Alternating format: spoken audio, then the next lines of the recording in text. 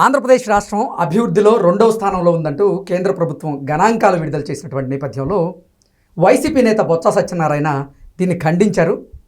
ఆంధ్రప్రదేశ్ రాష్ట్రం అప్పుల ఊబిలో కూరుకుపోయిందని, ఆంధ్రప్రదేశ్ రాష్ట్రంలో అసలు సంపద సృష్టే జరగట్లేదని, అటువంటి రాష్ట్రం అభివృద్ధిలో జీడిపిలో రెండవ స్థానంలో ఎలా ఉంది అంటూ ఆయన ప్రశ్నిస్తూ ఇదంతా ఫేక్ అంటూ కొట్టిపారేస్తున్నటువంటి నేపథ్యంలో ఈ అంశం మీద మనం పూర్తి స్థాయిలో విశ్లేషణ చేసుకుందాం. ప్రస్తుతం మనతో పాటు ఉన్నారు ప్రముఖ రాజకీయ విశ్లేషకులు రాజేష్ అప్సాని గారు. సార్తో మాట్లాడదాం. సార్ నమస్తే సార్. ఆంధ్రప్రదేశ్ రాష్ట్రం అభివృద్ధిలో రెండవ స్థానంలో ఉందంటూ కేంద్ర ప్రభుత్వం గణాంకాలు విడుదల చేసింది. దాన్ని మాత్రం బొత్స సత్యనారాయణ అసలు ఖండిస్తూ ఉన్నారు. అప్పులో ఊబిలో కోరుకుపోయిన ఆంధ్రప్రదేశ్ రాష్ట్రం, అసలు సంపద సృష్టి జరిగినటువంటి ఆంధ్రప్రదేశ్ రాష్ట్రం జీడిపిలో రెండవ స్థానంలో ఎలా ఉంటుంది, ఇదంతా ఫేక్ అంటున్నారు. ఏంటి సార్, దీన్ని ఎలా చూడాలి? అంటే బొత్స సత్యనారాయణ గారు యథాలాపంగా చెప్పారా లేదు ఉద్దేశపూర్వకంగా చెప్పారో తెలియదు, కానీ ప్రభుత్వాన్ని విమర్శిస్తున్నాను అనుకొని కొన్ని వాస్తవాలు ఆయనే కక్కేశారు. ఓకే, ఏంటి సార్ అవి? ఇవాళ ఆంధ్రప్రదేశ్ రాష్ట్రం అప్పుల్లో కూరుకుపోయింది అంటున్నారు. అంటే ఇవాళ ఆంధ్రప్రదేశ్ రాష్ట్ర బడ్జెట్, అంటే ఆంధ్రప్రదేశ్ రాష్ట్రం మీద ఉన్న డెట్ బర్డెను ఈ 9 నెలల పరిపాలనా హయాంలో చేసినప్ప లేదు, గత 5 సంవత్సరాల పాలనా హయాం నుంచి కూడా క్యారీ ఫార్వర్డ్ అయినప్ప. మొట్టమొదటి దానికి ఆయన అడ్మిట్ అయితే మా పాలనా హయాం నుంచే గుదిబండలాగా ఒక పెద్ద అప్పుల భారాన్ని రాష్ట్రానికి ఇచ్చెళ్ళాం మేము. ఆ ప్రభుత్వంలో నేను కూడా కీలక విభాగాల్లో పనిచేసిన మంత్రినే అని చెప్పని కనుక ఆయన కూడా అడ్మిట్ అవ్వగలిగితే కొంత చిత్తశుద్ధితోటి విమర్శించారని చెప్పని అనుకుందాం మనం. ఓకే, ఒకటైతే వాస్తవం సార్, అప్పులు ఉన్నది వాస్తవం. కానీ అదే సందర్భంలో ఇవాళ రాష్ట్రం ఫ్యాబ్రికేటెడ్గా తయారు చేసి ఇచ్చిన అంకెలు కాదే అవి. కేంద్ర ప్రభుత్వ మంత్రిత్వ శాఖ నుంచి విడుదలైన గణాంకాలు. అవును, ఆ గణాంకాల్లో నిజంగానే రాజకీయ ఉద్దేశాలతోటి, రాజకీయ దురుద్దేశాలతోటి ఆ విధమైన గణాంకాలు విడుదల చేయాలి అనుకుంటే కేంద్ర ప్రభుత్వం తమతోటి నిత్యం విభేదించే ఇండియా కూటమిలో కీలక భాగస్వామి అయిన తమిళనాడు రాష్ట్రాన్ని ఎందుకు నెంబర్ 1 స్థానంలో నిలుపుద్ది? వాళ్ళ భారతీయ జనతా పార్టీ పాలిత రాష్ట్రాలను, లేదు ఎన్డీఏలో భాగస్వామిగా ఉన్న ఆంధ్రప్రదేశ్ రాష్ట్ర ప్రభుత్వాన్ని నెంబర్ 1 స్థానంలో ఫ్యాబ్రికేటెడ్ ఫిగర్స్ తోటి ఆ విధంగా నెంబర్ 1 ర్యాంకింగ్, నెంబర్ 2 ర్యాంకింగ్ ఇచ్చేసే ఆస్కారం ఉండున్నట్టయితే ఇండియా కూటమి నాయకత్వంలో ఉన్న స్టాలిన్ గారి ప్రభుత్వానికి ఎందుకు నెంబర్ 1 ర్యాంక్ ఇస్తుంది? అందులో వచ్చే సంవత్సరం తమిళనాడులో ఎన్నికలు జరగబోతూ ఉన్నాయి. భారతీయ జనతా పార్టీ చాలా హోరాహోరీగా తమిళనాడులో పోరాడుతూ ఉంది. అటువంటప్పుడు తమిళనాడు రాష్ట్ర ప్రభుత్వం అక్కడ పాలన ఇండియాలోనే నెంబర్ 1 జీడిపి నమోదు చేసిన రాష్ట్రంగా అభివృద్ధి, అంటే 9.33% అభివృద్ధితోటి ఇవాళ భారతదేశంలోనే హయ్యెస్ట్ పెర్ఫార్మింగ్ స్టేట్గా తమిళనాడుని కేంద్ర ప్రభుత్వం ఎండార్స్ చేస్తుంది అని అంటే అక్కడ ఇంపార్షియల్గా విడుదలైన గణాంకాలను అర్థం చేసుకోవాలి కదా.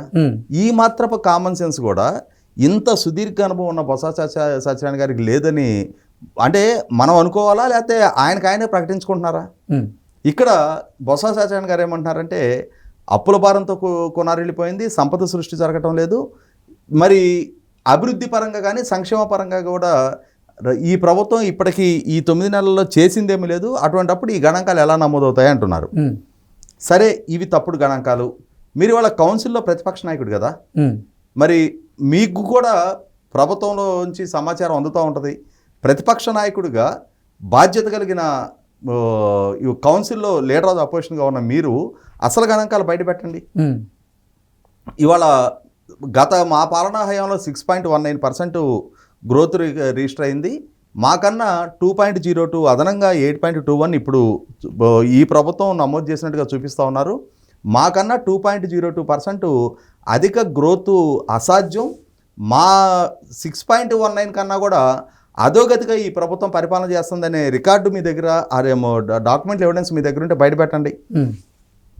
ఇప్పుడు మీకు అవకాశం ఉంది, మీరు లీడర్ ఆఫ్ ద అపోజిషన్గా మీరు ప్రభుత్వాన్ని అవసరమైతే అడిగి రైట్ టు ఇన్ఫర్మేషన్ కింద సమాచారం సేకరించే ఆస్కారం కూడా మీకు ఉంది. లేదు, మీరు నాకు ఈ సమాచారం కావాలి అని చెప్పని ఏ కార్యదర్శిని అడిగినా కూడా మీకు అవి డిస్క్లోజ్ చేస్తారు మీకున్న హోదా దృష్ట్యా. అంతేగాని అంటే ప్రభుత్వం ఇవాళ భారతదేశంలో రెండో పెర్ఫార్మింగ్ స్టేట్గా అంటే సెకండ్ ర్యాంక్డ్ స్టేట్గా కేంద్ర ప్రభుత్వం ద్వారా ప్రకటింపబట్టాన్ని జీర్ణించుకోలేని అసూయతోటి మీరు ఈ ప్రకటన చేశారని చెప్పని భావించడానికి ఆస్కారం ఉంటుంది తప్ప నిజంగా నిజాయితీగా చిత్తశుద్ధిగా మీరు గనక వ్యవహరించదలుచుకుంటే ఒరిజినల్ స్టాటిస్టిక్స్ మీ దగ్గర ఉంటే మీరు చేసింది ఫ్యాబ్రికేటెడ్ ఆరోపణలు కాదు అని చెప్పి నిర్ధారణ చేసిన బాధ్యత కూడా మీ మీద ఉంది. ఎందుకంటే ఇక్కడ మీరేం చెప్తున్నారు, అప్పుల భారంలో రాష్ట్రం కొనారిల్లిపోయింది వాస్తవం, అందులో ఎటువంటి డౌట్ లేదు. ఇవాళ ఎన్డీఏ కూటమి ప్రభుత్వం పదే బాధ్యతలు చేపట్టిన వెంటనే అసెంబ్లీకి సబ్మిట్ చేసిన స్టేట్ ఫైనాన్సెస్ ఇష్యూలోనే 9,74,000 కోట్ల రూపాయల అప్పుల భారం రాష్ట్రం మీద ఉంది అని చెప్పని పబ్లిక్ డెట్, అది కూడా గతంలోనే ప్రభుత్వం డిస్క్లోజ్ చేస్తుంది. ఇప్పుడు కొత్తగా మీరు అదనంగా చెప్పేది ఏం లేదు. అయితే ఇవాళ ఇప్పుడు నమోదవుతున్న ఈ గణాంకాలు 2.02% అధికంగా గత 2023-24 ఆర్థిక సంవత్సరంతో పోల్చి చూసినప్పుడు ఈ 2025-26 ఆర్థిక సంవత్సరం 2024-25 ఆర్థిక సంవత్సరంలో 2.02% అధికంగా గ్రోత్ రేటు నమోదైనట్టుగా కేంద్ర ప్రభుత్వం డిస్క్లోజ్ చేసింది. దానికి ప్రధానంగా దారితీసిన అంశాలు ఏంటి? మీ కళ్ళ ముందున్న వాస్తవాలు. మీరు రియల్ ఎస్టేట్ రంగాన్ని ఏ స్థాయిలో కూడా ప్రోగ్రెసివ్గా ఆ రంగం అంటే తన గణాంకాలు నమోదు చేయడానికి ఆస్కారం లేకుండా శ్రీకాకుళం నుంచి అనంతపూర్ జిల్లా దాకా ఒక విధ్వంస వాతావరణాన్ని సృష్టించారు.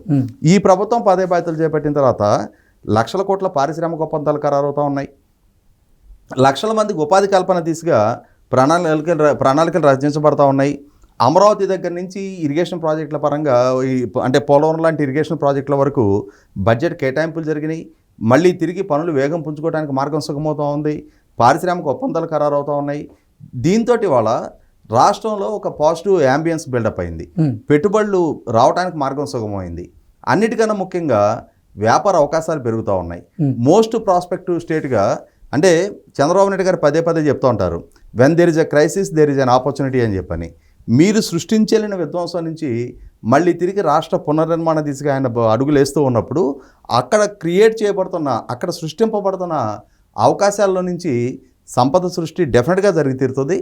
ఆ సంపద సృష్టికి మూలంగానే ఇప్పుడు ఈ ముందుగా నమోదైన 2.02% గ్రోత్ని కేంద్ర ప్రభుత్వం ధృవీకరిస్తూ ఉంది.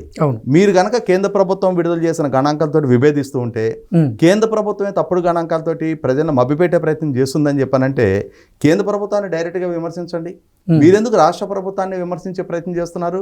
ఏ కేంద్ర ప్రభుత్వాన్ని విమర్శించే ధైర్యం మీకు లేదా? 100% ఇక్కడ కేంద్ర ప్రభుత్వం ద్వారా విడుదల చేసిన గణాంకాలని చూసి తట్టుకోలేని ఓర్చుకోలేని ఒక నిస్సహాయ స్థితిలో ఉన్న వైసీపీ నాయకుడిగానే బొత్స సత్యనారాయణ గారిని చూడాలి తప్ప ఆయనకున్న అనుభవము, ఆయనకున్న పరిజ్ఞానము, ఇవాళ రాజకీయంగా ఆయనకున్న సుదీర్ఘ నేపథ్యం ఈ విమర్శలు చేయించిందని చెప్పని నేను అనుకోవటంలా. Okay sir, thank you so much.